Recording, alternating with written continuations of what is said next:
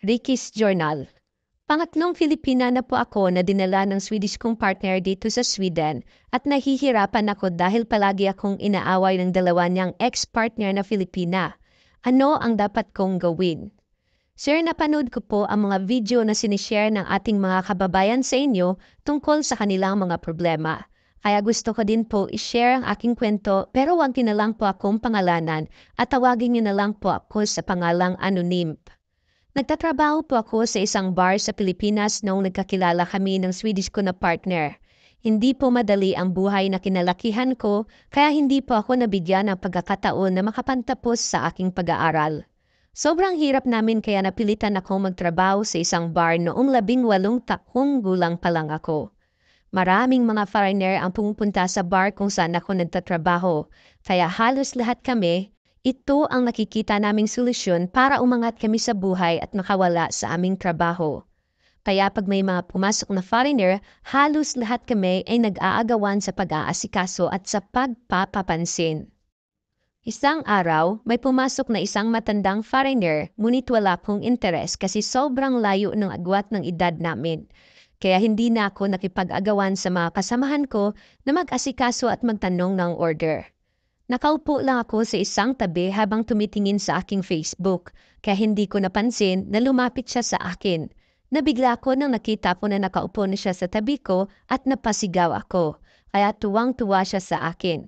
Tinanong niya ako kung pwede daw siya umupo sa tabi ko at dahil nga trabaho ko iyon, sinabi ko na lang na walang problema. Pagkatapos niya akong tanungin, nag-order siya ng isang ladies drink at isang beer para sa aming dalawa. Pagkalipas ng 3 oras, hindi ko na malayan na napadami na kami ng nainom at tinanong niya ako kung gusto pong sumama sa kanya pagkatapos naming uminom. At ang sagot ko na pwede akong sumama kung babayaran niya ang 5,000 pesos na fee sa counter para sa takeaway. At ayun na nga binayaran niya at sumama ako sa kanya. Pumunta kami sa hotel kung saan siya nakatira at habang andun kami, napag-usapan namin kung ano ang mga plano at gusto namin sa buhay. Habang nag-uusap kami, tinanong niya ako kung payag daw ako na sumama sa kanya sa Sweden bilang kanyang partner. Nabigla ako pero ganun pa man sinagot ko siya ng oo. Para paiksiin ang kwento, pagkalipas ng 1 taon na pag-aantay namin ng visa ko, dumating na nga ito kaya hindi na ako nag-atubilin at nagdalawang isip pa na pumunta nga sa Sweden. Bago pa ako makarating ng Sweden, ang buong akala ko na mayaman ang boyfriend ko dahil nagpapadala siya sa akin buwan-buwan ng 20,000 pesos at minsan may extra pa. Hindi namin napag-usapan ang kanyang trabaho at kung saan siya nakatira kaya pagdating ko sa kanyang bahay, laking gulat ko nang makita ko kung saan kami titira. Ang boyfriend ko ay nakatira sa basement ng bahay ng kanyang ina. Ganun pa man, hindi ako nagreklamo at masaya pa din kami na sa haba ng panahon nagkita kami at magsasama kami habang buhay.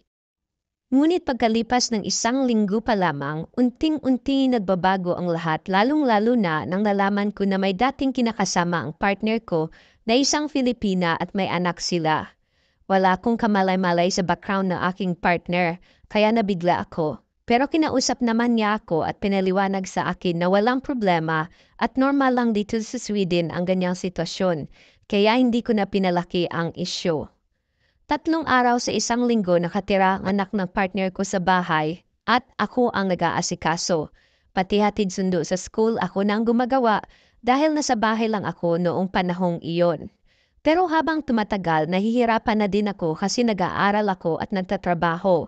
Tapos palagi nang iniiwanan ng ex ng partner ko ang kanyang anak sa bahay, na halos ako na ang nag-aalaga. Kinausap ko ang partner ko at kinausap niya ang kanyang ex pero ako ang palaging tinatawagan at pinagsasabihan ng kung ano-ano ng kanyang ex. Habang tumatagal, lalong lumala ang sitwasyon namin dahil nabuntis ako at nagkaroon na din kami ng sarili naming anak.